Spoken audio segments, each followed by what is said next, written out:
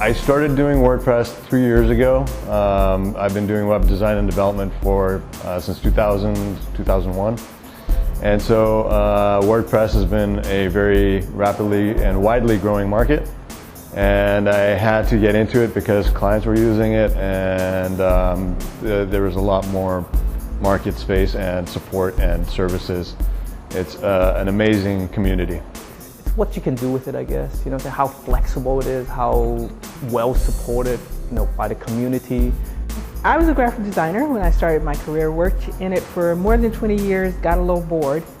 And even though it was what I wanted to do all my life, I was very passionate about it, but I needed a challenge. And so I started learning HTML and then CSS and a little bit of JavaScript, but my clients couldn't edit their own content, which tended to be a big problem. So I needed to find a platform where they would be comfortable going in, adding new content to the site. My nephew is a wonderful developer, and so he said you need to find a group, a meetup group that you can go and learn from, and that would help you solve problems. And I looked around, and WordPress was one of the biggest meetup groups there was, and there was one in Oakland, Techliminal, and so I came there and got a lot of support. It's a wonderful community. I really enjoy it. I actually am engaged with Meetup.com, and I am a co-host for a regularly scheduled meetup, the WordPress support group meetup in Oakland. And I do this every Wednesday and Friday, and it's a terrific way to have people who have interest in solving WordPress problems come together and figure out solutions. So I took some graphic design classes at Santa Rosa Junior College, and then I went to College of Marin and wanted to kind of integrate web design and graphic design. And the instructor was advocating WordPress, and so I've got into that and did a nonprofit website with WordPress. Meetup is a great way to bring people together based on the subject that we're all passionate about. And the WordPress meetups in particular, there's several here in the Bay Area. There's a WooCommerce meetup, there's WordPress for developers, WordPress for business people, WordPress for design. And so it's a great way for people to get together. And the WordPress community especially is so open and willing to share that it's a great combination of the two. WordPress I heard about a long time ago. I had designed some websites in Front Page and using some site builders. And WordPress was, at the time I heard of it, a blog and sort of a stepchild, kind of not as good as. As time went on, I slowly began to realize that WordPress had taken over the world, practically.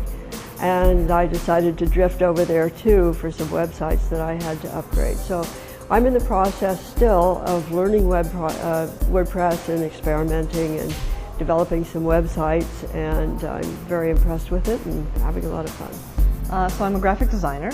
I've been doing that for a number of years, and it came to me that, really what most people need is a website. And so I figured, okay, I want to build websites. I already knew HTML and CSS, but then I realized if you want your website to actually do anything, you need to learn a whole lot of JavaScript and a whole lot of other stuff, and it just seemed a little overwhelming. So I looked around for quite a while and then came on WordPress, where, with some study, I could have a lot of control over how it looked, and I could just use plugins for a lot of that functionality that I didn't want to have to code. When I discovered WordPress, it was a perfect transition from Google Sites that I was using at the time. Always looking for free tools, easy tools to enabling people to manage their own websites and teach them how to do their own, have a presence online. I'm just getting started with WordPress. I've dipped my toe in the water a little bit, but I'm not a native blogger, so I've kind of avoided the blogging angle. Now my task is to take my e-commerce custom-coded website and translate it into something that's a little bit easier to do.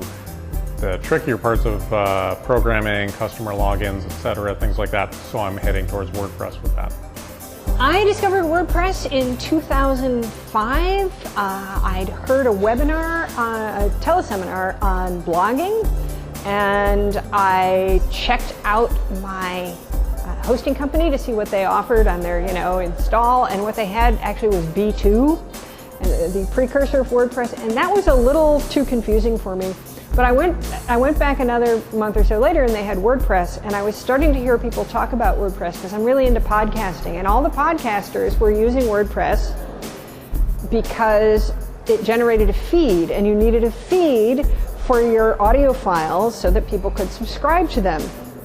So I started looking into it, and I was blown away immediately because it did things like added new pages to your menu automatically, and I come from the hand-coded HTML website days, and so every time you had a new page, you had to go edit every single other page to put the menu in. So it just seemed like magic to me from the beginning.